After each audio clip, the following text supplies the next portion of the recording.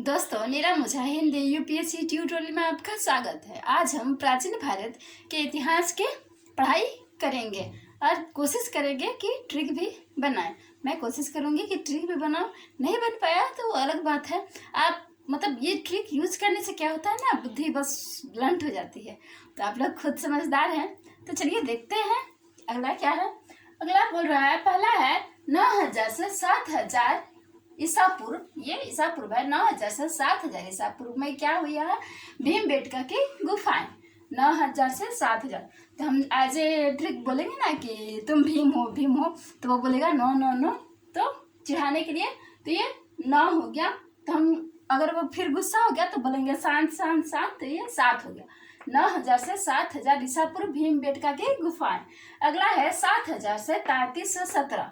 7000 से 3317 बलूचिस्तान में नवपाषाण स्थल जो मेहरगढ़ है स्थान। यहाँ का एक वर्ड, 2 वर्ड पकड़ लेंगे, स्थान, सत और ये 7। तो 7000 से 3317 में नवपाषाण मेहरगढ़। अगला है 3300 से 2500 सिंधु सभ्यता की शुरुआत। यहाँ शुरुआत हुई है किसकी? सिंधु की। 3300 से 2500 ईसा पूर्व में। अगला है 2700। अगला है 2700 मेसोपोटामिया में किस से प्राप्त सिंधु मोहर की तारीख। यहाँ किस वर्ड आया? अब आप जो जिस एंगल से पकड़ो, तो यहाँ किस आया, तो हम लोग पूछेंगे कि किस तारीख को, तो वो बोलेगा 27 को। किस तारीख को? तो 27 को। तो मेसोपोटामिया में किस से प्राप्त सिंधु मोहर की तारीख कब? 2700 ईसा पूर्व। अगला है 2500 से 1750। 2500 से 1750 सिंधु सभ्यता का परिपक्व चरण। एज ए पर्सन हम लोग 25 में बोलते हैं ना कि पूरा यंग है। तो 2500 में 25 की एज में सभी यंग माने जाते हैं। तो यहाँ 2500 परिपक्व चरण पूर्ण चरण। उसके बाद है उसी में 1750 तक सिंधु घाटी, मोहनजोदड़ो और हड़प्पा। सिंधु घाटी में राजस्थान का कालीबंगा तथा गुजरात लोथल में विशाल नगरों की सभ्यता। अगला है 1750 से 1500। 1750 से 1500 सिंधु सभ्यता का परवर्ती चरण। सिंधु सभ्यता का पतन। अब यहीं से पतन शुरू हो गया। 1750 से 1500 के ईसा पूर्व के बीच का पतन और वैदिक आर्यों का आप्रवास। वैदिक आर्यों का प्रवास 15। किसी भी चीज से आप कोरिलेट कीजिए और दिमाग में बैठाइए। अगला है 1500 से 1000। 1500 से 1000 ऋग्वैदिक काल। और ऋग्वैदिक का काल आ गया कब? 1500 से 1000 ईसा पूर्व में। पंजाब तथा पश्चिमी गंगा यमुना दोआब में आर्य बस्तियां। बोलते हैं ना, गंगा यमुना से तो हजारों हजार काम होते हैं, तो यहाँ पकड़ लेंगे 1000 गंगा यमुना दोआब में आर्य बस्तियां। 1000 ईसा पूर्व में, यहाँ ईसा पूर्व भी चल रहा है। 1000 ईसा पूर्व भारत में लोहे का प्रयोग कब? 1000 ईसा पूर्व। तो लोहे का एक ही बार काफी होता है किसी चीज को तोड़ने के लिए। तो लोहा 1000, लोहे का प्रयोग 1000 ईसा पूर्व। अगला है 1000 से 600। 1000 से 600 उत्तर वैदिक काल 1000 से 600 ईसा पूर्व। उसी में मध्य एवं पूर्वी गंगा के मैदान में आर्य बस्तियां आ गई। अब कहाँ? मध्य एवं पूर्वी गंगा के मैदान में जनपद अथवा क्षेत्रीय राजतंत्र का उदय। आर्य बस्तियों में चित्रित धूसर मृद भांड कब? 1000 से 600 ईसा पूर्व। अगला आ गया 817। 23वें तीर्थंकर पार्श्वनाथ के जन्म का परंपरागत वर्ष 817 में। 600 ईसा पूर्व भारत में द्वितीय नगरीकरण की पूर्वी गंगा घाटी में शुरुआत कब? 600 ईसा पूर्व में। 563 से 483 483 के बीच बुद्ध का काल कब? 563। 5 से 1 ज्यादा 6 का आधा 3। 5 6 3 से 4 8 3। 4 का डबल 8 में माइनस करेंगे 5 तो 3। 563 से 483 ईसा पूर्व बुद्ध का काल।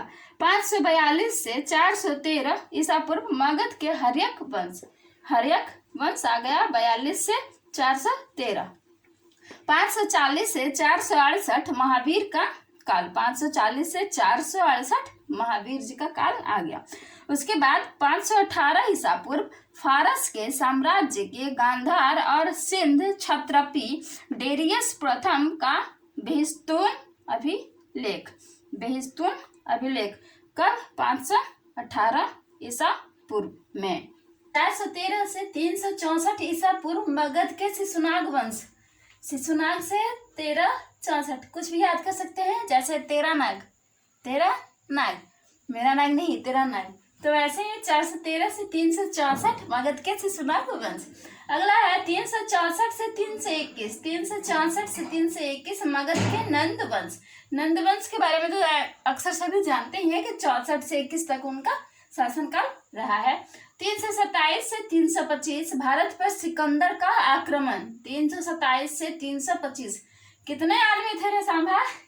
गब्बर के हिसाब से कितने थे? तो 327, 327 से 325 भारत पर सिकंदर का आक्रमण। और 326 में क्या हुआ है? हेडास्पस या हाइडेस्पस झेलम की लड़ाई, पोरस की हार, सिकंदर के द्वारा पोरस की हार, इन लोगों की लड़ाई में कब हुआ?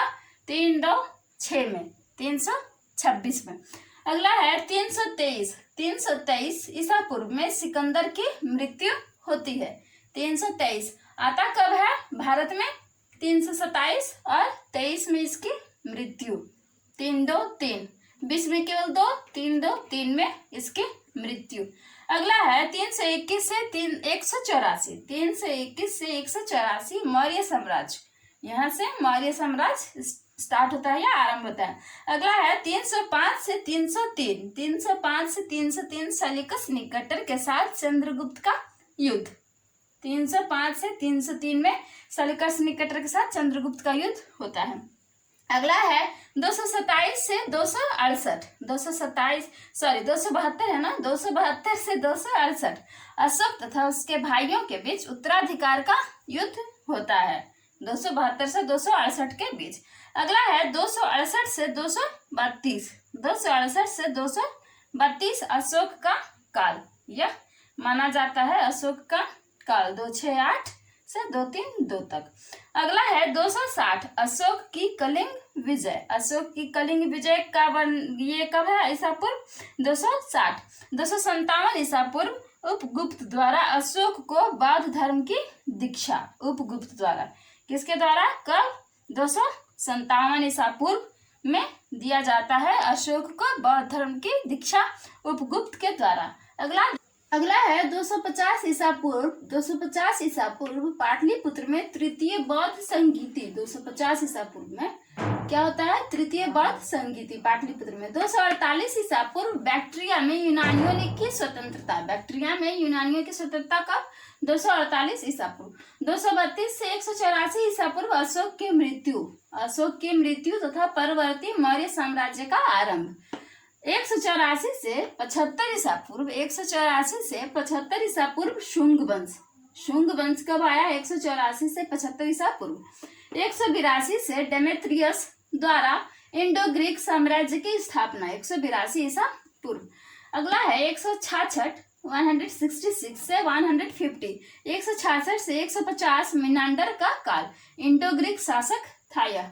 141 से 141 ईसा पूर्व शकों का बैक्ट्रिया पर अधिकार, शकों का बैक्ट्रिया पर अधिकार कब? 141 ईसा पूर्व। 80 ईसा पूर्व उत्तर पश्चिम भारत में शक शासक मयेज, कौन था ये? मयेज। पश्चिम भारत में, उत्तर पश्चिम भारत में शक शासक था, कब? 80 ईसा पूर्व, 80।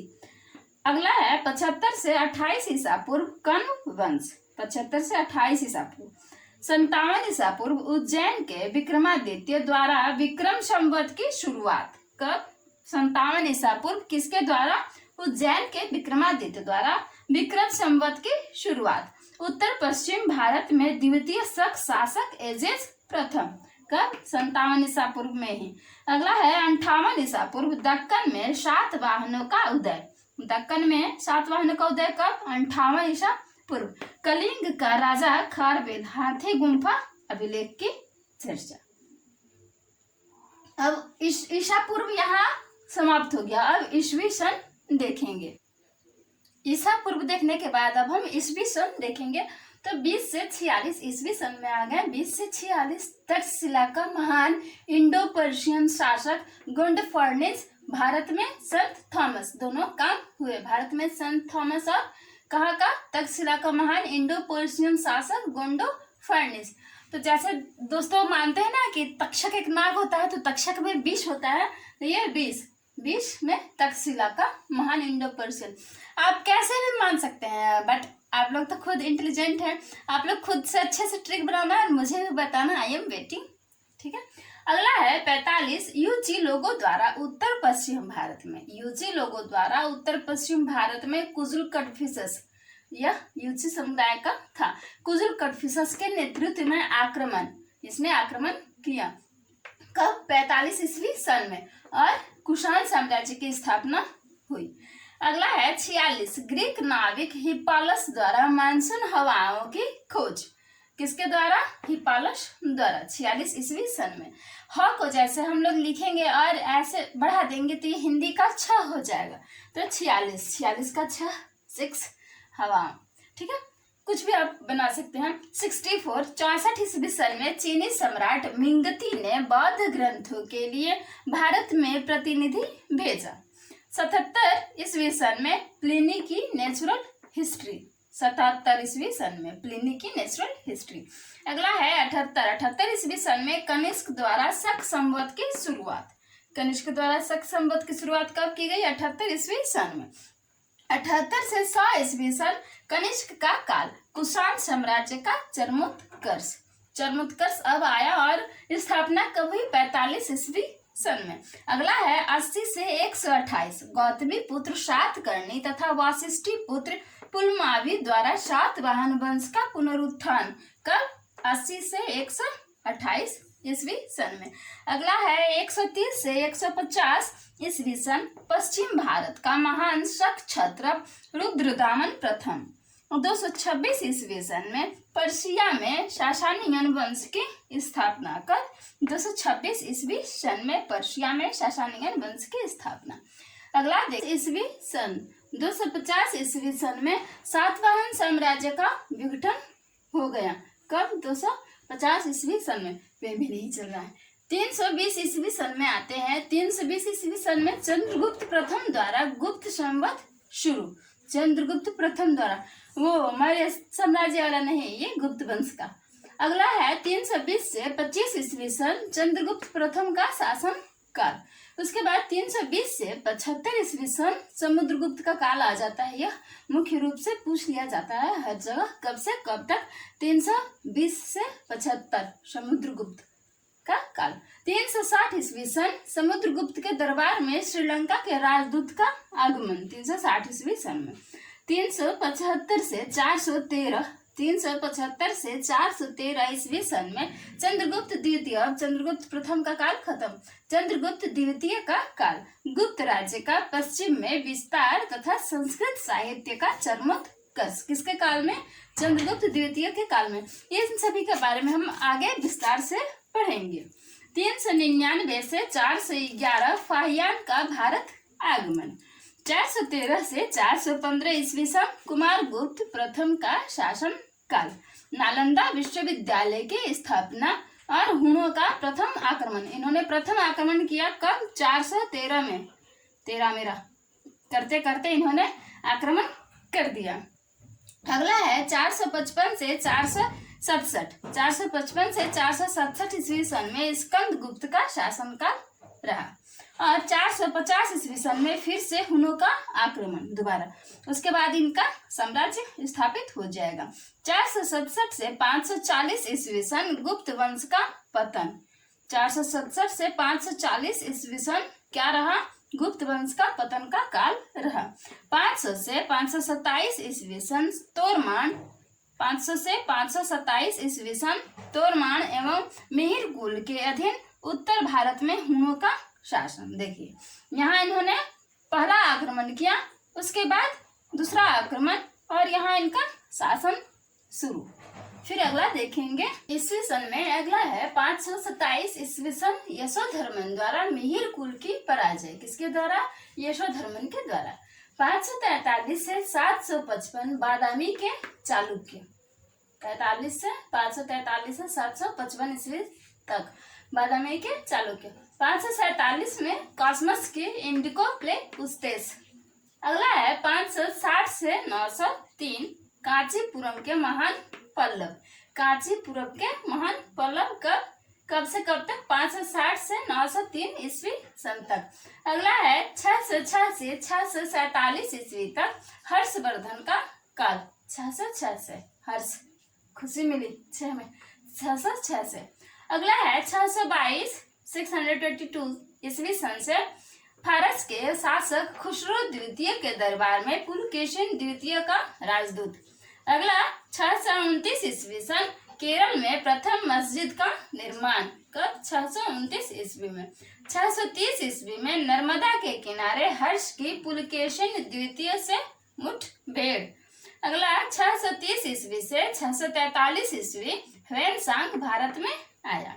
अगला 634 से पुलकेशिन द्वितीय का ऐहोल अभिलेख।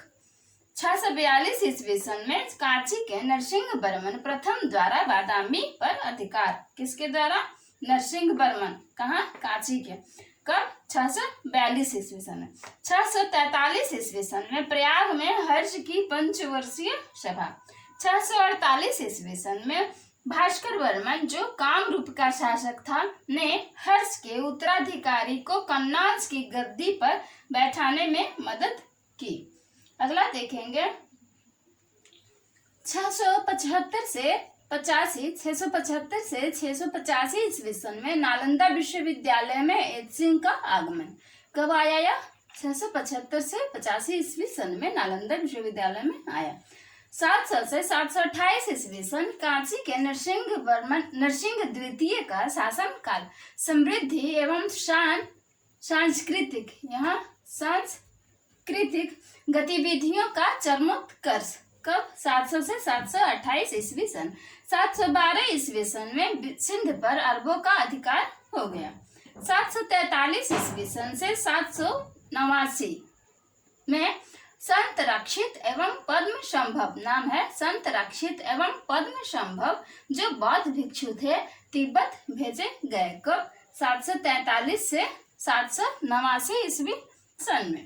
अगला है 788 से शंकराचार्य का जन्म। 788 ईस्वी सन में शंकराचार्य जी का जन्म हुआ। तो ये तो ईसा पूर्व और ईस्वी सन हमने प्राचीन भारत में देख लिया। अब मेन तथ्यों की जानकारी इकट्ठा करते हैं। प्राचीन भारत में अब हम स्रोतों की चर्चा करेंगे, मतलब ये सब हमें जानकारियां कहाँ मिली। तो पहले पुरातात्विक स्रोत की चर्चा करेंगे।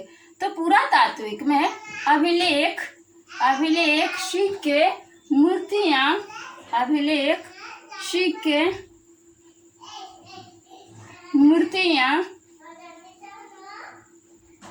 मूर्तियां और भवन, स्मारक तथा चित्रकला के अवशेष आदि आ जाते हैं। मतलब किसमें? पुरातात्विक स्रोत में। तो प्राचीन वस्तुओं के अध्ययन का कार्य सर्वप्रथम किसने किया था? तो सर विलियम जोन्स ने प्राचीन वस्तुओं के अध्ययन का कार्य प्रारंभ किया था। हम लोग कहेंगे ना जो पढ़ाई कर, किसी को कहेंगे कि जो पढ़ाई कर, तो वो जोन्स हो गया, जोन्स। तो वो बोलेगा कि बस 74 बार तो पढ़ लिए, अब हम बंगाल चले जाएंगे। तो 1774 ईस्वी में विलियम जोन्स ने एशियाटिक सोसाइटी ऑफ बंगाल की स्थापना की थी। और उसके बाद जेम्स प्रिंसेप का भी नाम आता है। एशियाटिक सोसाइटी ऑफ बंगाल की स्थापना किसने की थी? तो सर विलियम जोन्स ने। पुरातात्विक स्रोतों का प्राचीन वस्तुओं के अध्ययन का कार्य सर्वप्रथम सर विलियम जोन्स ने शुरू किया। इन्होंने 1774 ईस्वी में एशियाटिक सोसाइटी ऑफ बंगाल की स्थापना की। और जो जेम्स प्रिंसेप का नाम आता है, जेम्स प्रिंसेप ने क्या किया था? ब्राह्मी लिपि का अनुसंधान करके क्या किया था, इसके अध्ययन को आसान बना दिया था। ब्राह्मी लिपि का आविष्कार कर मतलब अनुसंधान कर इसके अध्ययन को आसान बना दिया था। क्या, ये प्राचीन वस्तुओं के अध्ययन को। अब पुरातात्विक स्रोतों के अंतर्गत जो अभिलेख, सिक्के, स्मारक, भवन, चित्रकला के अवशेष, मूर्तियां, सिक्के, मुद्राएं आदि आती हैं, उनका एक एक करके हम अध्ययन करेंगे। तो अभिलेख क्या होते थे? अभिलेख होते थे ये भवन,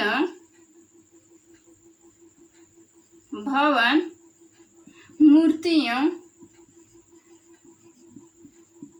और मंदिर की दीवारों आदि पर मुहरों पर भी लिख देंगे। मुहरों आदि पर भी गुदवाया जाता था, मतलब वो छेनी हथौड़ी लेकर के आदि पर साक्ष्य मिलता। प्राकृत भाषा में लिखे होते थे। बट दूसरी शताब्दी ईस्वी में क्या होने लगा? शताब्दी में संस्कृत भाषा का भी प्रयोग होने लगा। किसमें? अभिलेखों में। इसी में वो क्या था? शक नरेश,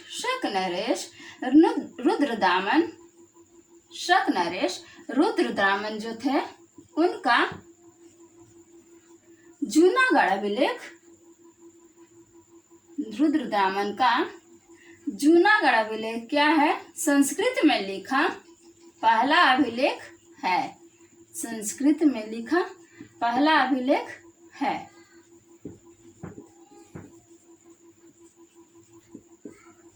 दूसरा दर्जी नहीं चल रहा। हाँ, क्या सांप से? अच्छा, पूरी स्टोरी में सांप से कटवाना था। अरे नहीं बाबा आप भी जियो, मुझे भी जीना है। तो किसी को अच्छा मतलब पात्रों को, ईस्वी सन को, तो वो आप कटवा लो सांप से आपको याद हो जाएगी अच्छे से। हाँ, आगे बढ़ते हैं। पहला अभिलेख था कौन सा? जूनागढ़ अभिलेख। संस्कृत में लिखा हुआ किसका? नरेश रुद्रदामन का। उसके बाद बोल रहा है कि ये था ना एशिया माइनर का बोगस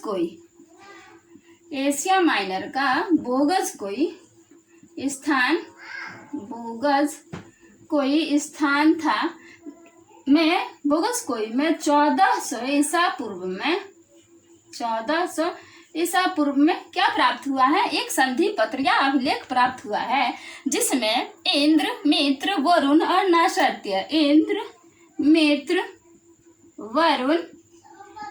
नाशात्य आदि वैदिक देवताओं के नाम दिए गए हैं। कहाँ? एशिया माइनर के बोगोजकोई में। सबसे प्राचीन अभिलेख किसके हैं? तो वो हम लोग सभी जानते हैं, अशोक के हैं। और किस भाषा में? तो ब्राह्मी लिपि में है। जिसे किसने पढ़ा है? जेम्स प्रिंसेप ने इनकी ब्राह्मी लिपि वाली अभिलेखों को पढ़ा है और कह रहा है कि इनके अभिलेखों में मार्स की आंध्र प्रदेश अशोक के नाम का उल्लेख मार्स की जो आंध्र प्रदेश का में है। और ये ना मास्की के बाद क्या था? गुर्जरा। जैसे मास्क लगाएंगे तो अंधे हो जाएंगे, तो उस हिसाब से आप पकड़ सकते हैं। मास्क लगाएंगे तो मतलब नाक में कुछ दिखता नहीं है तो अंधे टाइप में हो जाएंगे। और गुर्जरा अभिलेख जो मध्य प्रदेश का है, या गुर्जर के पीछे जाओ। गुर्जर कौन था? गुर्जर को किससे मतलब था? रूपा से ना। आप लोग रूपा के पीछे मत जाना, नहीं तो मेरी क्लास कौन ज्वाइन करेगा। गुर्जरा अभिलेख मध्य प्रदेश। और पानगुड़ैया अभिलेख यह भी मध्य प्रदेश का है। इसमें जिक्र मिलता है किसका? अशोक के नाम का। मार्स की आंध्र प्रदेश, गुर्जरा अभिलेख मध्य प्रदेश और पानगुड़ैया अभिलेख जो मध्य प्रदेश में है, इसमें अशोक के नाम का उल्लेख मिलता है। लद्यमान है और लद्यमान है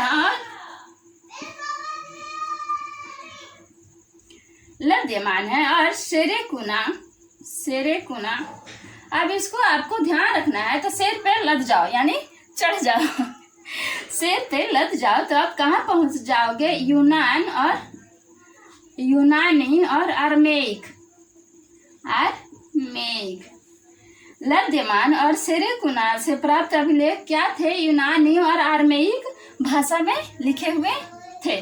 बाकी सब क्या थे? ब्राह्मी लिपि में, जिसे जेम्स प्रिंसेप ने पढ़ा था। इसमें आप बताना 1800 कुछ है ना। तो आगे देखते हैं। पतंजलि के महाभाष्य से पता चलता है कि पुष्यमित्र शुंग ने अश्वमेघ यज्ञ करवाए थे। किसने? पुष्यमित्र शुंग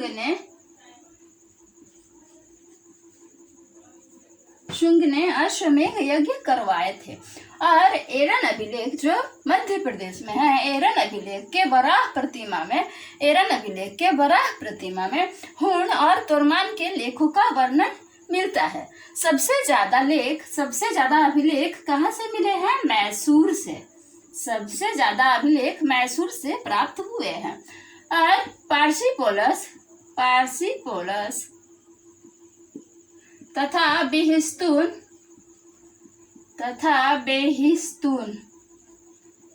ट्रिक आप लोग बनाना।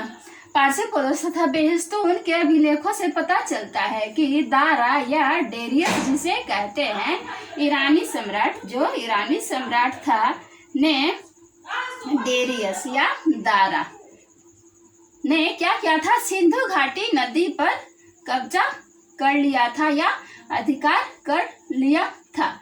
किससे पता चलता है कि डेरियस ने सिंधु नदी घाटी पर अधिकार कर लिया था? तो पारसीपोलस तथा बेहिस्तून के अभिलेखों से। तो आप लोग करो ना, पोल पे चढ़ने से डर लगता है ना, बहुत ही डर लगता है। पारसीपोलस बेहिस्तून डेरियस, डर। पारसीपोलस बेहिस्तून डेरियस, तो क्या पता चलता है कि सिंधु नदी घाटी पर उसने कब्जा कर लिया था। ये फिरोज शाह तुगलक ना, फिरोज शाह तुगलक ने कहाँ से दो मंगवाए थे अभिलेख?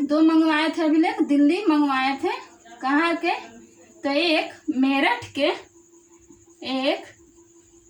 मेरठ के और एक का नाम मुझे याद नहीं आ रहा है, तो आप लोग देख लेना।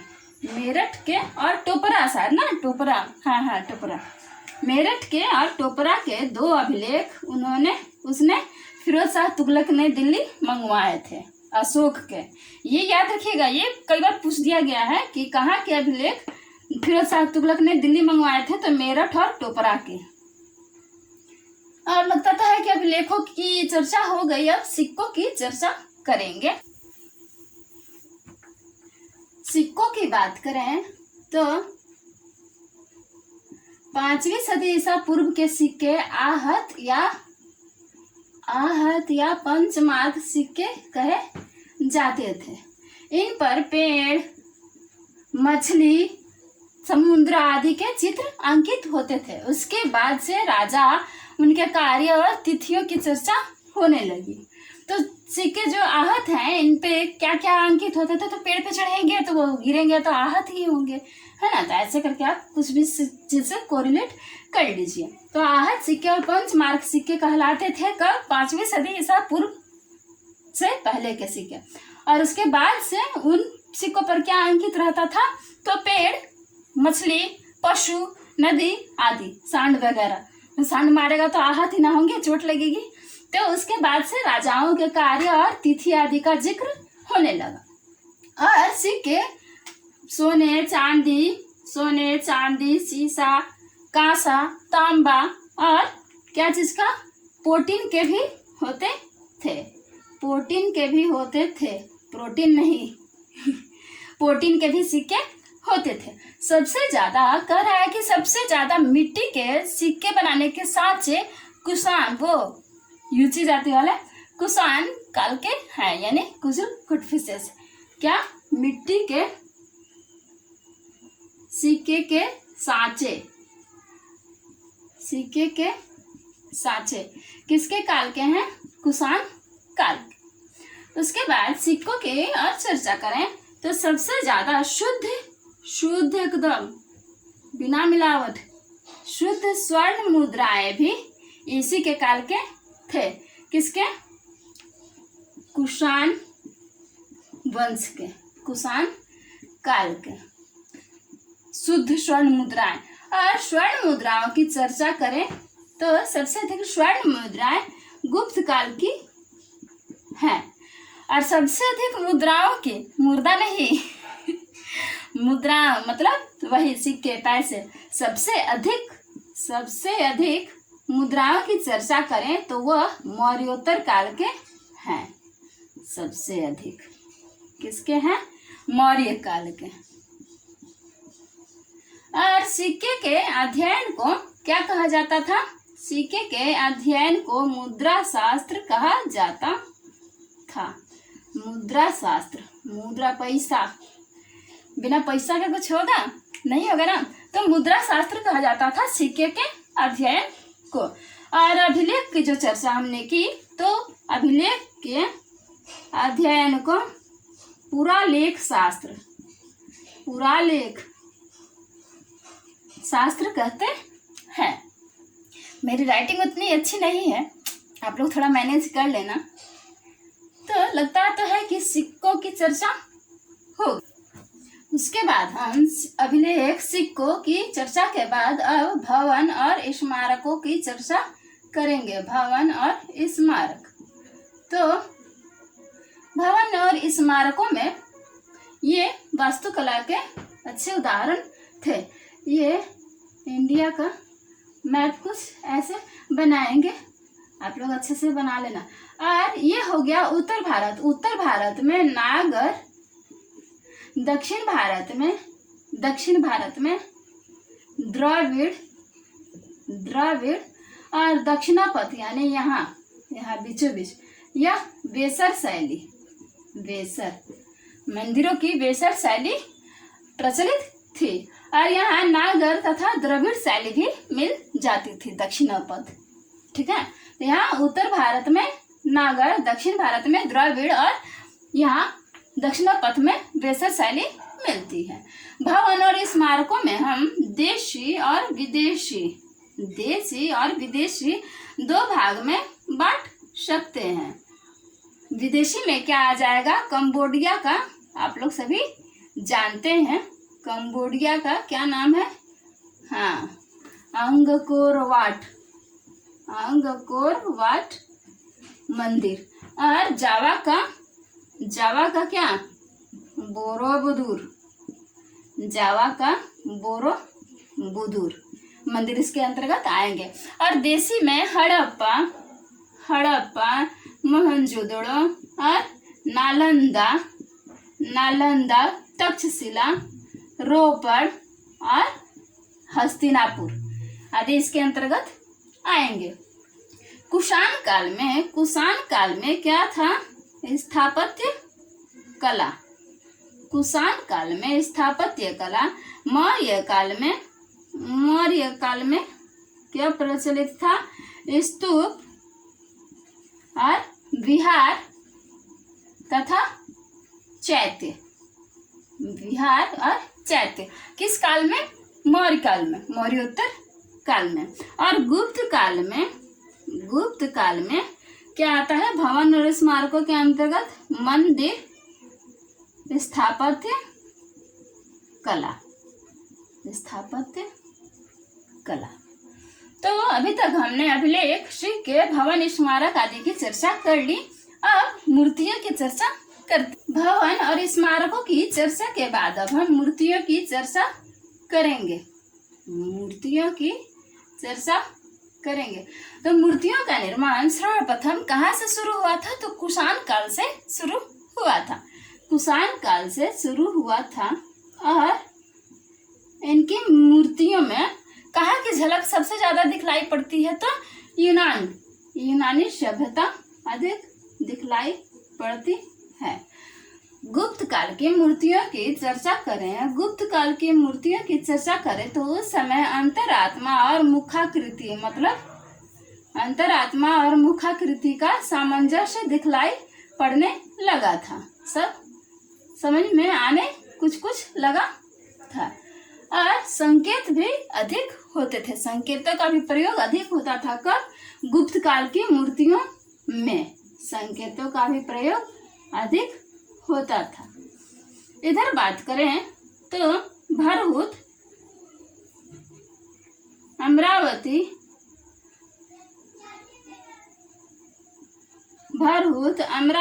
सांची आदि मूर्तियों में जनसाधारण के लोगों की क्या बोलते हैं ना, वो असली जीवंत झांकी दिखलाई पड़ती है। मूर्तियों की चर्चा के बाद हम चित्रकला की चर्चा करेंगे। तो चित्रकला में अजंता में देखेंगे तो अजंता की चित्रकला में माता और शिशु यानी बालक और मरणासन राजकुमारी के द्वारा क्या किया गया है, भाव व्यक्त किए गए हैं। चित्रकला में अजंता में जो चित्रकला है उसमें माता और शिशु तथा मरणासन राजकुमारी के द्वारा भाव चित्रित किए गए हैं। अब चित्रकला के बाद हम छठे नंबर पर मुहरों की चर्चा करेंगे। मुहरों में मोहनजोदड़ो से प्राप्त 500 से अधिक सिक्कों में क्या मिलता है, हड़प्पा संस्कृति के निवासियों के धार्मिक विश्वासों का पता चलता है। और बसाड़ से प्राप्त मिट्टी की मुहरों से बसाड़ से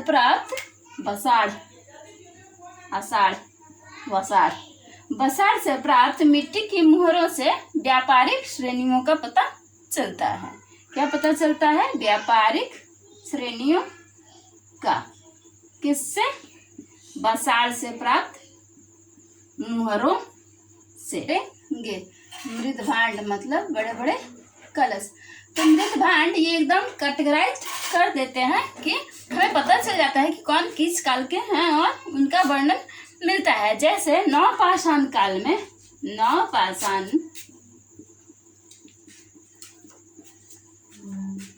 में मृद भांड कैसे होते थे? पांडु रंग के मतलब पीले रंग के, पांडु रंग के होते थे। और हड़प्पा सभ्यता में हड़प्पा काल के मृद भांड किस रंग के होते थे? लाल। हड़प्पा काल के मृद भांड कैसे होते थे? लाल। और उत्तर वैदिक काल के कैसे होते थे? तो चित्रित और धूसर। उत्तर वैदिक काल के मृद भांड कैसे होते थे? चित्रित, धूसर। तथा मौर्य काल के मृद भांड कैसे होते थे? तो काले। मौर्य काल के कैसे होते थे? काले, पॉलिश किए हुए।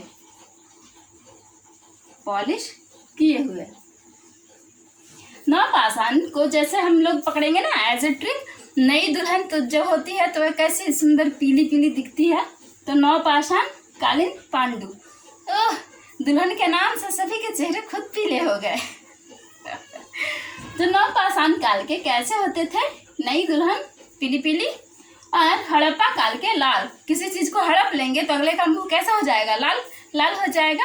तो उसी हिसाब से उत्तर वैदिक हम कहेंगे कि किसी प्रश्न का उत्तर नहीं है तो मालूम करके बताओ। तो आपका चेहरा कैसा हो जाएगा? धूसर हो जाएगा ना। गुस्सा से बोलेंगे बस हम नहीं बताएंगे। तो उत्तर वैदिक काल के चित्रित धूसर होते थे और मौर्य काल के काले, पॉलिश किए हुए मृद भांड होते थे।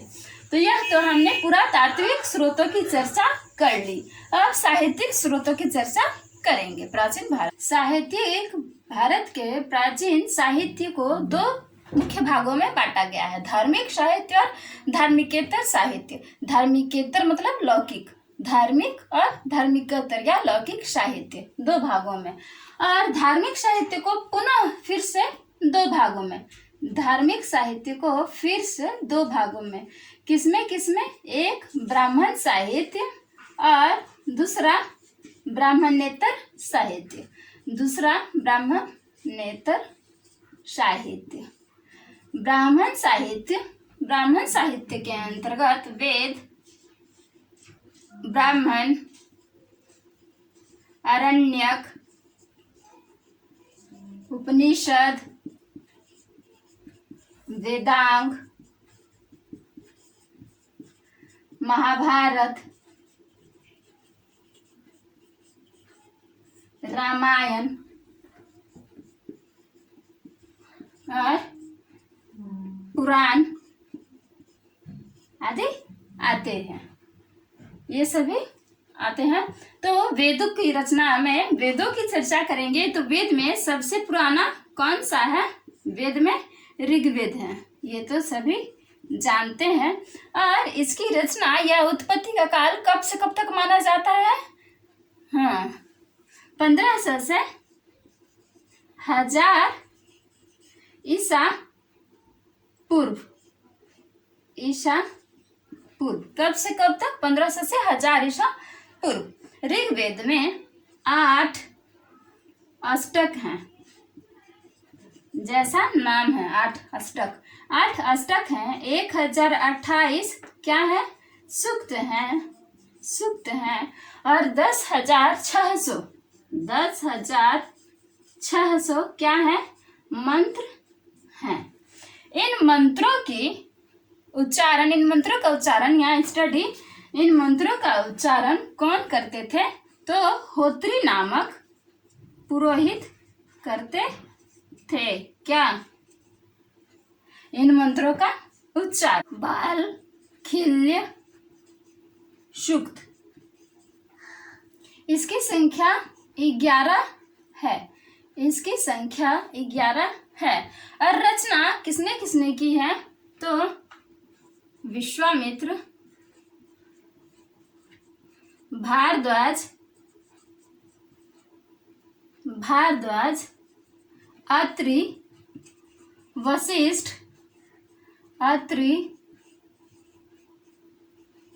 वशिष्ठ सभी के नाम लिखेंगे तो टाइम लग जाएगा। विश्वामित्र, भारद्वाज, अत्रि, वशिष्ठ, गृत्समद और यहाँ वशिष्ठ मतलब ये सभी पुरुष हो गए। और स्त्रियों की चर्चा करें तो लोपामुद्रा, सूची या सची जो भी कहें, पौलोमी और कक्षावृत्ति, इन लोगों ने रचना की है। किसकी?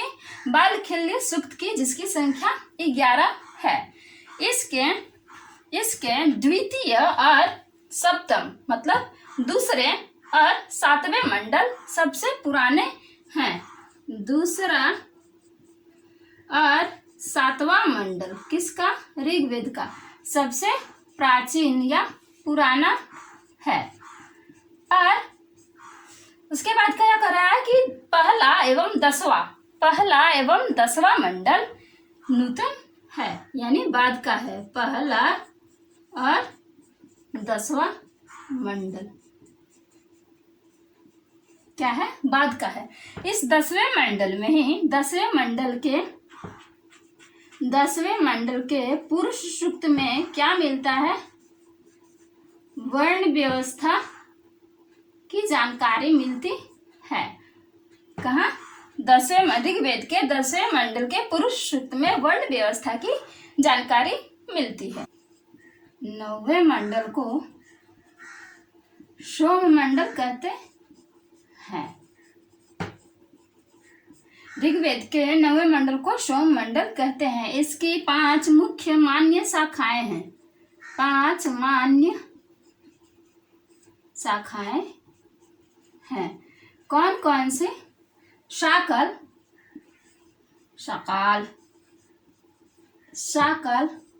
अश्व, लाया, मांडूक्य,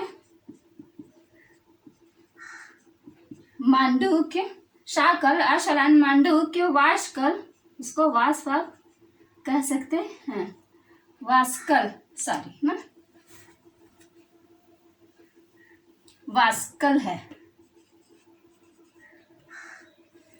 शाकाल अशलायन मांडूक्य वाष्कल, और एक पांचवा क्या है इसमें, सांखायन है। हाँ, सांखायन।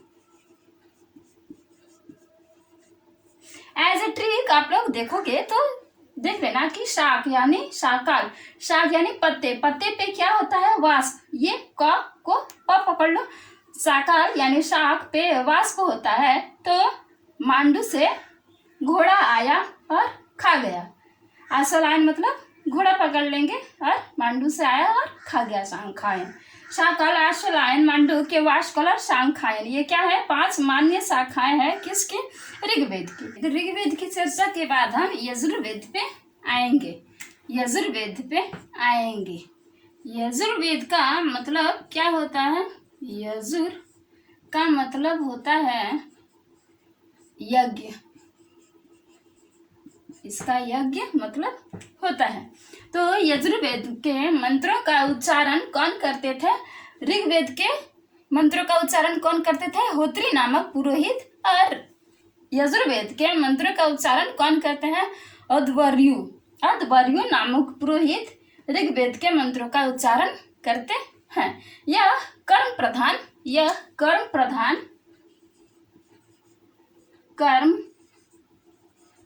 प्रधान वेद है। मांडूक्य के इसके 2 भाग हैं, कौन कौन, कृष्ण यजुर्वेद और शुक्ल यजुर्वेद। यजुर्वेद के 4 मुख्य शाखाएं हैं, तैत्तिरीय, काठक, मार देंगे काठ से ना, काठक, कपिस्थल और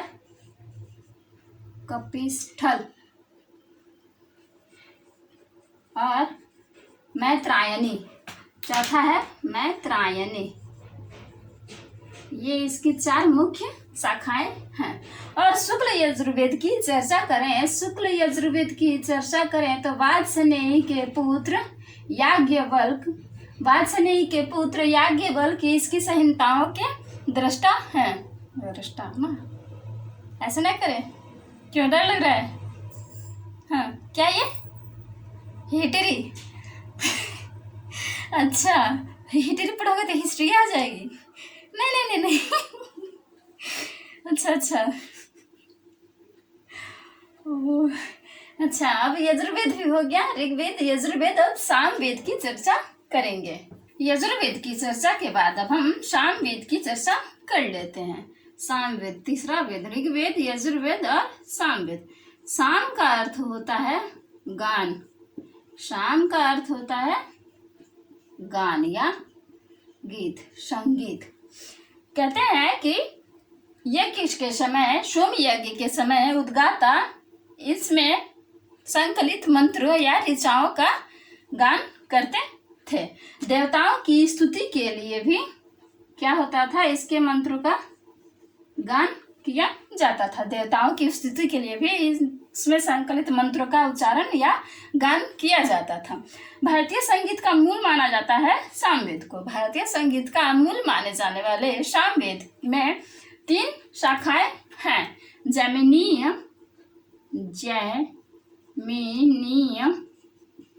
रानायनीय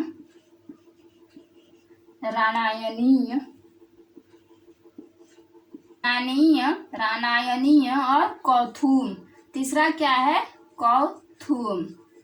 इसमें यानी सामवेद में सूर्य के स्तुति मंत्र हैं। सामवेद में सूर्य के स्तुति मंत्र हैं। अगला यानी अंतिम अथर्ववेद की चर्चा करें तो अथर्ववेद, चौथा है अथर्ववेद। इसकी रचना ऋषि अथर्वा के द्वारा की गई है। अथर्ववेद की रचना ऋषि अथर्वा के द्वारा की गई है और दूसरे दृष्टा कौन है? अंगिरस ऋषि हैं। अंगिरस ऋषि दूसरे दृष्टा हैं किसके? अथर्ववेद के। इसलिए इसे अथर्वांगिरस, दोनों नाम मिला दीजिए, अथर्वांगिरस कहते हैं। इसमें मुख्य विषय ब्रह्म ज्ञान, रोग निवारण और औषधि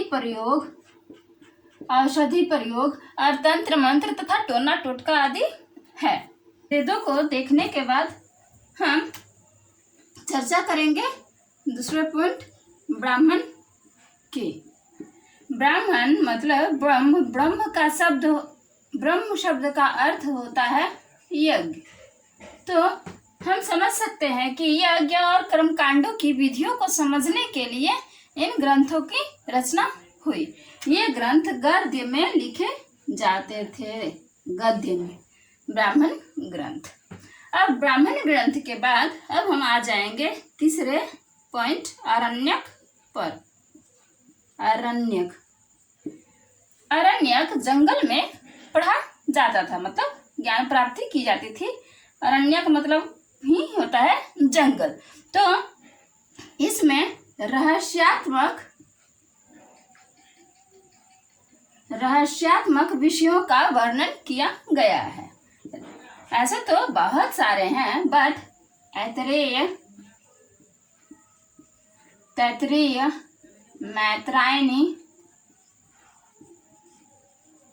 मैत्रायणी,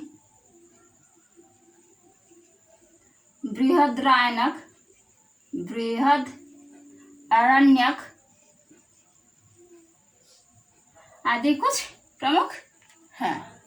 ब्राह्मण, आरण्यक। अब हम उपनिषद की चर्चा करेंगे। उपनिषद मतलब अर्थ होता है समीप बैठना। शिष्य गुरुओं से शिक्षा लेने के लिए उनके समीप बैठते थे। शिष्य गुरुओं से शिक्षा लेने के लिए उनके समीप बैठते थे। इसमें कई आ जाते हैं, जैसे ऐत्रेय, तैत्तिरीय, मुंडक और मांडुक्य, बृहदारण्यक, मैत्रायणी सभी आते हैं। अब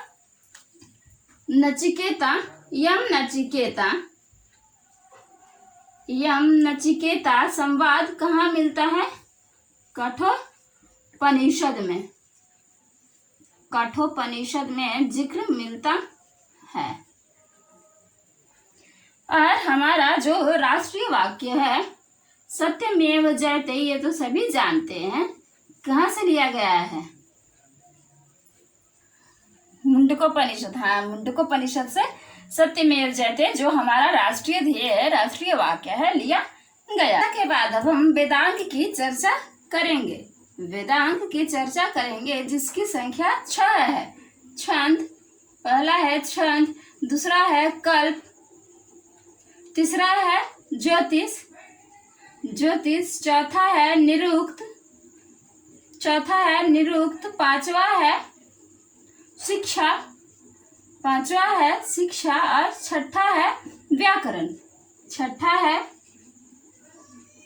व्याकरण। अब इन लोगों को छंद को पैर, कल्प को हाथ, ज्योतिष को आंखें, निरुक्त को कान, शिक्षा को नासिका, नाक और व्याकरण को उसका मुख माना गया है। वेदांग में 6 छंद, कल्प, ज्योतिष, निरुक्त, शिक्षा और व्याकरण है। वेदांग की चर्चा के बाद अब अगला पॉइंट हम क्या देखेंगे? स्मृति सूत्रों को देखेंगे। बाद अब हम स्मृति ग्रंथों की चर्चा करेंगे। स्मृति ग्रंथों को और क्या कहा जाता है? धर्म ग्रंथ। इन्हें और धर्म ग्रंथ भी कहा जाता है। स्मृति ग्रंथ में सबसे पुराना कौन सा है? मनुस्मृति है। स्मृति ग्रंथ में सबसे पुराना मनुस्मृति है, जिसका काल 200 ईसा पूर्व से 200 ईस्वी तक माना जाता है। मनुस्मृति सबसे पुराना है। उसके बाद याज्ञवल्क्य, नारद, पराशर, याज्ञवल्क्य, नारद, पराशर और कात्यायन तथा बृहस्पति भी हैं। बृहस्पति और कात्यायन मन स्मृतियां भी हैं। इनका काल 100 ईस्वी सन से 300 ईस्वी सन तक माना जाता है। याज्ञवल्क्य का नारद काल 300 से 403 ईस्वी सन माना जाता है। पराशर का 300 से 500 ईस्वी सन माना जाता है। बृहस्पति का भी 300 से 500 ईस्वी सन है और कात्यायन का 300 से 600 ईस्वी सन है काल। के बाद अब हम महाकाव्यों की चर्चा करेंगे। तो महाकाव्य में तो हम लोग सभी जानते हैं कि दो हमारे महाकाव्य हैं, पहला रामायण और दूसरा महाभारत। रामायण की रचना पहली से दूसरी शताब्दी ईसा पूर्व में, पहली से दूसरी शताब्दी में किसके द्वारा? महर्षि वाल्मीकि के द्वारा संस्कृत में की गई थी। महर्षि वाल्मीकि के द्वारा संस्कृत में की गई थी। पहले इसमें 6000 श्लोक थे, उसके बाद 12000 श्लोक हुए, फिर 24000 श्लोक हुए, 24000 इसमें श्लोक हुए। इसे सतसहस्त्री संहिता कहा गया। अच्छा सॉरी, उसे महाभारत को कहते हैं। इसे चतुर्विंशति सतसहस्त्री संहिता कहा गया। चतुर्विंशति सहस्त्री संहिता कहा गया। नाम भी अजीब अजीब ना नहीं आता है। चतुर्विंशति सहस्त्री संहिता कहा गया किसे? रामायण को। और महाभारत की रचना का श्रेय किसे जाता है? महर्षि व्यास जी को। महर्षि व्यास जी को जाता है। शुरू में इसमें 8800 श्लोक थे, यानी 8800 श्लोक थे। उसके बाद 24000, जब 8800 श्लोक थे तो इसे जय संहिता कहा जाता था। जय संहिता कहा जाता था। फिर जब 24000 श्लोक हुए तो इसे भारत कहा गया। जब इसमें लाख संख्या श्लोकों की संख्या, महाभारत की श्लोकों की संख्या जब 1,00,000 हो गई तब इसे महाभारत कहा गया। महाभारत या सतसहस्त्री संहिता, इसे 1,00,000 जब हो गया तब। महाभारत 18 पर्वों में विभाजित है। 18 पर्व में विभाजित। रामायण और महाभारत की चर्चा के बाद अब हम पुराणों की चर्चा करेंगे। पुराण, इसकी संख्या कितनी है? 18 है। पुराण के रचयिता लोमहर्ष या उनके पुत्र उग्रश्रवा को माना जाता है। अधिकतर पुराणों की रचना 3री से 4थी शताब्दी में हुई है। 3री से 4थी शताब्दी में हुई है। और पुराण में सबसे पुराना कौन सा है? तो मत्स्य पुराण माना जाता है। मत्स्य पुराण। मौर्य वंश की जानकारी विष्णु पुराण से मिलती है। और शुंग तथा गुप्त वंश की जानकारी किससे मिलती है? तो वायु पुराण से, हवा। शुंग और किसके? गुप्त वंश की किससे मिलती है? वायु पुराण से।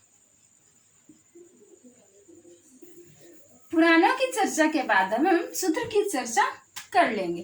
तो सूत्र, इसकी रचना 6ठी शताब्दी ईसा पूर्व 6ठी शताब्दी में माना जाता है। इसकी मतलब जिसमें विधियों की चर्चा रहती है, उसे क्या कहते हैं हम लोग? कल्पसूत्र कहते हैं। उसे कल्पसूत्र कहा जाता है। कल्पसूत्र में 4 स्रोत सूत्र, गृह सूत्र, धर्म सूत्र और शुल्ब सूत्र है। धर्म सूत्र और शुल्ब सूत्र है। सूत्रों की चर्चा के बाद अब हम षड दर्शन की चर्चा कर लेंगे। षड दर्शन यह क्या था? तो उपनिषदों के दर्शन को भारतीय ऋषियों ने 6 भागों में विभाजित किया, जिसे षड दर्शन कहा गया। पहला क्या था? सांख्य। पहला था सांख्य। इसके कौन थे? कपिल। उसके बाद न्याय, गौतम। इसके रचनाकार गौतम थे। वैशेषिक के कनाद थे। और पूर्व मीमांसा था। इसके जैमिनी थे। तथा उत्तर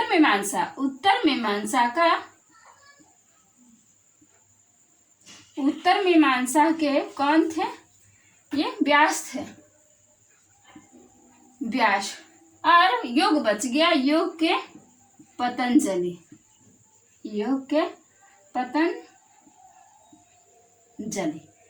तो ये सारे तो हो गए ब्राह्मण की, जो 2 भागों में साहित्यिक में 2 भागों में बांटा गया था, ब्राह्मण और ब्राह्मणेतर। तो हमने ब्राह्मण दर्शन की चर्चा कर ली। अब ब्राह्मणेतर यानी दूसरे भाग की चर्चा करेंगे। ब्राह्मण साहित्य की चर्चा के बाद अब हम ब्राह्मणेतर साहित्य की चर्चा करेंगे, जिसमें बौद्ध साहित्य और जैन साहित्य आएगा। बौद्ध साहित्य में सुत्त पिटक, जिसकी रचना आनंद ने की थी। सुत्त पिटक में दीर्घ निकाय, मंजिम निकाय, संयुक्त निकाय, अंगुत्तर निकाय और खुदक निकाय आते हैं, जिसकी रचना आनंद ने की थी। इसमें बुद्ध के उपदेशों और विचारों का संकलन है या संग्रह है, जो गद्य और पद्य शैली में लिखा हुआ है। इसमें 16 महाजनपदों का भी उल्लेख है और जातक में 547 कहानियों का संकलन है। किसमें? सुत्त पिटक में। अगला विनय पिटक की रचना उपाली ने की थी। इसमें संघ के नियमों का वर्णन है। अभिधम्म पिटक की रचना मोगलीपुत्र तीस ने की थी। इसमें बौद्ध दर्शन की चर्चा है। दीपवंश श्रीलंका में लिखा गया है और यहाँ इसमें श्रीलंका के इतिहास की जानकारी मिलती है।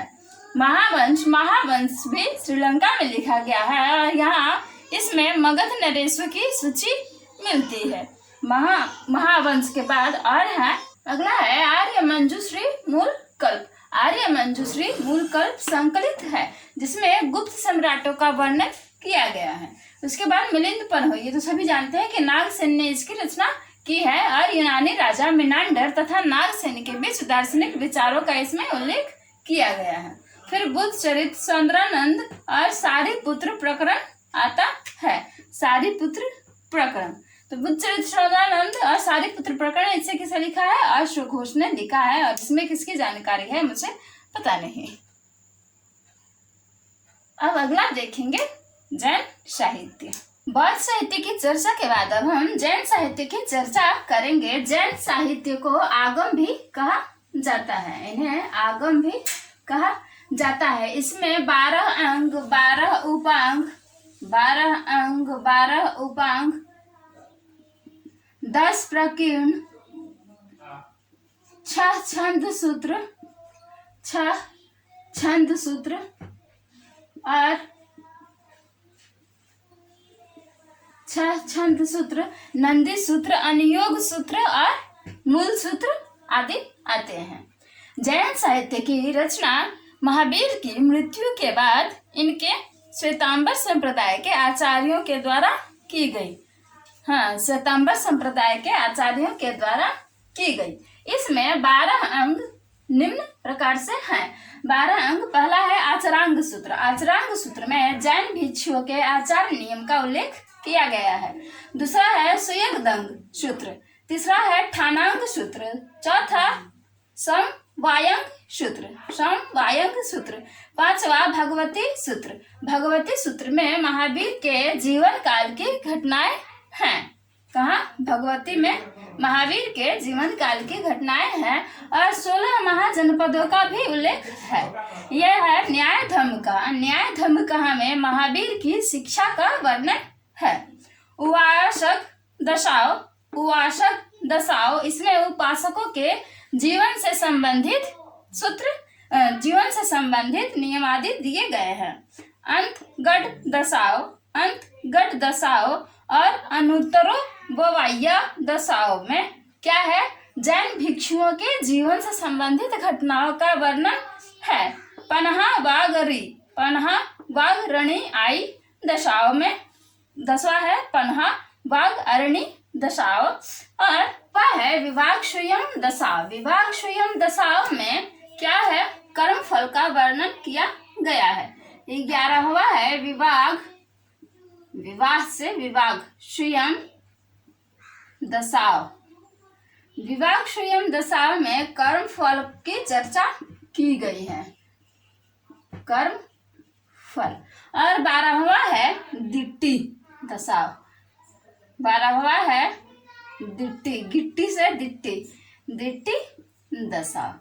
तो यह है जैन साहित्य के 12 अंग। धर्मिकेतर साहित्य या लौकिक साहित्य में इन ग्रंथों की चर्चा करते हैं। अष्टाध्यायी, अष्टाध्यायी के रचयिता तो पाणिनि है, हम सभी जानते हैं। अष्टाध्यायी पाणिनि, इसमें मौर्य साम्राज्य का सामाजिक, राजनीतिक और धार्मिक घटनाओं की जानकारी मिलती है।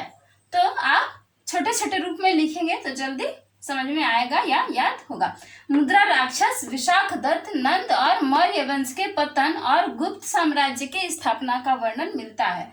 अब राक्षस है तो किसी न किसी का पतन तो करेगा, तो नंद और मौर्य वंश का पतन का वर्णन इसमें है और गुप्त साम्राज्य की स्थापना। कथा सरित सागर सोमदेव, इसके रचनाकार सोमदेव हैं। कथा में कश्मीर की स्त्रियों की दुर्दशा का वर्णन है और विक्रमादित्य के बारे में भी जानकारी है। बृहत कथा मंजरी में इसके रचयिता कौन है? क्षेमेंद्र। बृहत कथा मंजरी क्षेमेंद्र, और इसमें मौर्य घटनाओं का जिक्र है। अर्थशास्त्र जो चाणक्य ने लिखी है, चाणक्य कहें, विष्णुगुप्त कहें या कौटिल्य कहें, इनके कई नाम थे। तो यह 15 खंड, 180 प्रकरण और 6000 श्लोकों में है। इसमें मौर्य साम्राज्य के बारे में ही जानकारी दी गई है, सामाजिक, आर्थिक, राजनीतिक घटनाओं के बारे में।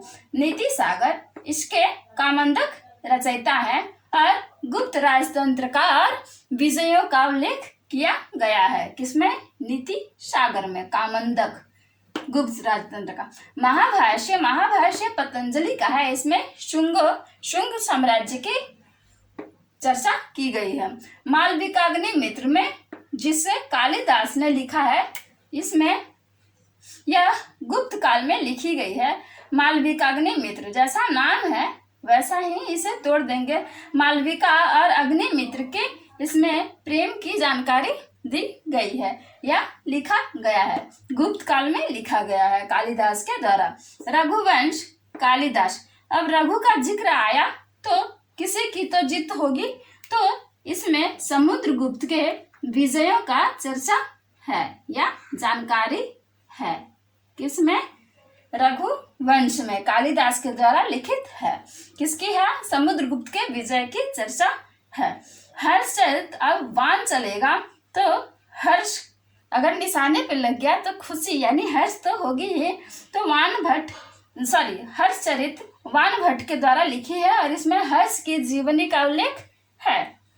गौड़वाहो वाक्पति के द्वारा लिखी गई है। यशोवर्मा, कन्नौज के शासक यशोवर्मा का वर्णन इसमें किया गया है। विक्रमांक देवचरित, जैसा नाम है वैसा ही इसमें चर्चा है। विल्हन, विक्रमांक देवचरित विल्हन के द्वारा लिखी गई है और विक्रमादित्य जो कल्याणी के चालुक्य राजा थे उनका वर्णन किया गया है। अगला है रामचरित, लेखक हैं संध्याकर नंदी। रामपाल, जो बंगाल का शासक रामपाल का वर्णन है। तो रामचरित का उल्लेख आया है, तो रामचरित में राम का नाम तो रहेगा, वो राम नहीं, बस ये एज ए ट्रिक। रामचरित कब करेंगे हम लोग? संध्या में, तो संध्या और रामपाल। कुमारपाल चरित जय सिंह, और ये तो बताना नहीं पड़ेगा, कुमारपाल जो गुजरात के चालुक्य शासक थे उनका वर्णन है। द्रव्याश्रय काव्य, द्रव्याश्रय काव्य कुमारपाल, इसका वर्णन द्रव्याश्रय काव्य में कुमारपाल का ही वर्णन मिलता है। नौ शाह सांक चरित जिसे पद्मगुप्त ने लिखा है, परमार वंश के शासकों का उल्लेख है, परमार वंश का उल्लेख है नव शाह सांक चरित में। पृथ्वीराज विजय जय जयानक, पृथ्वीराज। नंदी ककलंबकम, जैसा नाम नंदी तो नंदी वर्मा का उल्लेख है, पल्लव शासक। नंदी ककलंबकम।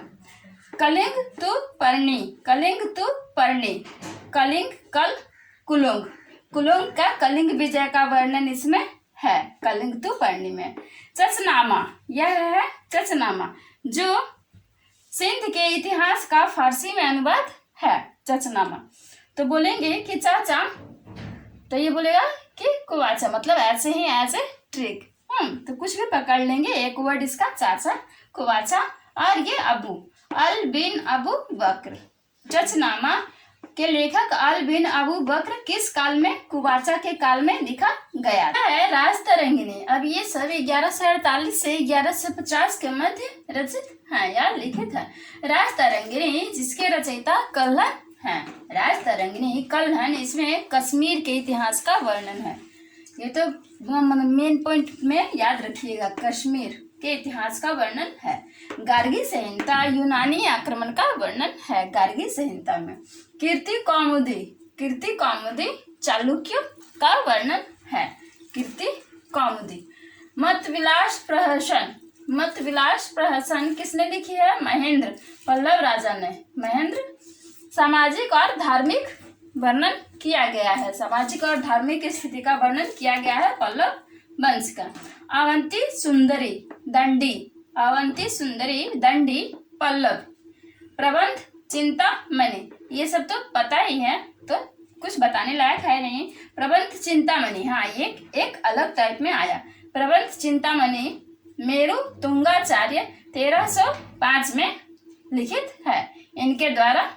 जैन ग्रंथ है, यह एक जैन ग्रंथ है जिसमें विक्रमांक, मूलराज, मुंज, भोज, सिद्धराज, जय सिंह, कुमारपाल, लक्ष्मण सेन और जयचंद का वर्णन किया गया है। इतने राजाओं का किसमें? प्रबंध चिंतामणि में। तो बोलेंगे प्रबंध में कौन कौन है? तो इतने सारे राजा हैं, तो वो सब तो आप लोगों को आ ही जाएगा। अगला है मृछ कटिकम शूद्रक गुप्तकालीन। अब जब मच्छी काटेगी, एज ए ट्रिक मच्छी काटेगी, तो बोलेंगे कि चुप रहो, किसी को मत बताना, नहीं तो सब हंसेंगे। तो गुप्तकालीन समाज का वर्णन है कहाँ? मृछ कटिकम शूद्रक के द्वारा लिखित। अगला 10 कुमार चरित दंडी ने लिखा है, 10 कुमार चरित दंडी ने लिखा है, इसमें भी गुप्तकालीन समाज और संस्कृति का वर्णन है। इन लेखकों की चर्चा के बाद अब हम विदेशी लेखकों की चर्चा कर लेते हैं। तो विदेशी लेखकों में मेगास्थनीज का नाम आता है। मेगास्थनीज, ये तो हम लोग सभी जानते हैं कि ये किसके दरबार में आया था? चंद्रगुप्त के दरबार में आया था, मौर्य सम्राट चंद्रगुप्त के दरबार में आया था, और मौर्यकालीन सामाजिक राजनीतिक व्यवस्था का इसने वर्णन किया है। तो ये किसके काल में आया था? चंद्रगुप्त के काल में आया था। उसके बाद डायमेकस आता है किसके काल में? बिंदुसार के काल में। और मेगास्थनीज, इसकी पुस्तक का नाम क्या है? इंडिका, इसकी पुस्तक का नाम है इंडिका। और डायमेकस बिंदुसार के दरबार में आया, और यह कहाँ का था? सीरिया के राजा अंतियोकस नाम था ना, अंतियोकस का राजदूत था ये। कौन? डायमेकस। उसके बाद डायनोसिस आता है, डायनोसिस आता है अशोक के दरबार में। यह कहाँ का था? मिस्र के राजा टालेमी फिलाडेल्फस, है ना, हाँ, टालेमी फिलाडेल्फस का राजदूत था। कौन? डायोनिसियस। उसके बाद टालेमी का जिक्र आता है। टालेमी क्या था? इसकी पुस्तक है भूगोल। यह किसके दरबार में आया? नहीं पता? आप लोग बताना, आप लोग भी बताना कमेंट करके। भूगोल और विश्व भूगोल की जानकारी इसने दी है। किसकी जानकारी दी है? टालेमी ने, तो विश्व भूगोल की। अगला है आता है प्लिनी। यह किसके दरबार में आया? नहीं पता। इसकी पुस्तक का नाम है नेचुरल हिस्टोरिका। Natural Historica. उस समय प्लिनी ने द्वितीय सदी में भारत और रोम के व्यापार का वर्णन अपने पुस्तक में किया है। उसके बाद आता है कौन? फाहियान। फाहियान कब आया किसके दरबार में? तो गुप्त वंश के चंद्रगुप्त द्वितीय के राज दरबार में आया। इसकी पुस्तक का नाम क्या है? फो क्यू की। इसकी पुस्तक का नाम फ से है, ये फो क्यू की। और उस समय के इसने साम्राज्य का वर्णन किया है। अगला आता है वेनसांग। वेनसांग या युआन च्वांग, हाँ, इसका नाम वेनसांग या युआन च्वांग, इसका दूसरा नाम। यह आता है हर्ष के राज दरबार में या हर्ष के काल में। और उस समय के साम्राज्य की इसने राजनीतिक आर्थिक स्थिति का वर्णन किया है अपनी पुस्तक में। इसकी पुस्तक का नाम क्या है? सी यू की वेनसांग और फाहियान का फो क्यू की। अब उसके बाद इत्सिंग की पुस्तक का नाम बौद्ध करके है ना, किसके राज दरबार में आया? नहीं पता। बौद्ध धर्म की जानकारी ऐसे करके कुछ पुस्तक है। और इसने गुप्तोत्तर कालीन साम्राज्य का वर्णन अपनी पुस्तक में किया है। गुप्तोत्तर कालीन साम्राज्य का। उसके बाद अगला आता है ह्वीली। तो ह्वीली की पुस्तक क्या है? इसके काल नहीं पता किसके काल में आया। ह्वीली की पुस्तक है वेनसांग की जानकारी करके कुछ है। और इसने अपनी पुस्तक में वेनसांग के भारत आगमन का चर्चा किया है। ह्वीली, अच्छा वाली है ह्वीली, हाँ लीजिए, हो गया। ह्वीली ने फाहियान यह 14 वर्षों तक भारत में रहा। 14 वर्ष तक। वेनसांग 16 वर्ष तक, हाँ 16, यह 16 वर्षों तक भारत में रहा वेनसांग। और इत्सिंग यह तो कई वर्षों तक रहा। इसने 6 वर्षों तक नालंदा तक्षशिला विश्वविद्यालय में अध्ययन किया। 6 वर्ष तक इत्सिंग ने। अन्य लेखकों में अल बरूनी का नाम आता है, जो अरब यात्री था। अल बरूनी की पुस्तक क्या है? तहकीक-ए-हिंद, है ना, तहकीक-ए-हिंद। और हेरोडोटस, जिसे इतिहास का पिता समझा जाता है, कहा जाता है, हेरोडोटस और टीसियस, जो ईरान का राजवैद्य था, है ना, ईरान का राजवैद्य टीसियस भी भारत आया, हेरोडोटस भी आया। और सुलेमान, जिसने पाल प्रतिहार, सुलेमान भी लेखक था, इसने पाल प्रतिहार वंश की और साम्राज्य की हमें जानकारी दी। और अल मसूदी ने राष्ट्रकूट और प्रतिहार के साम्राज्य की जानकारी दी। शुरुआत में विलियम जोन्स का जिक्र आया था। तो उसने क्या किया है? विलियम जोन्स ने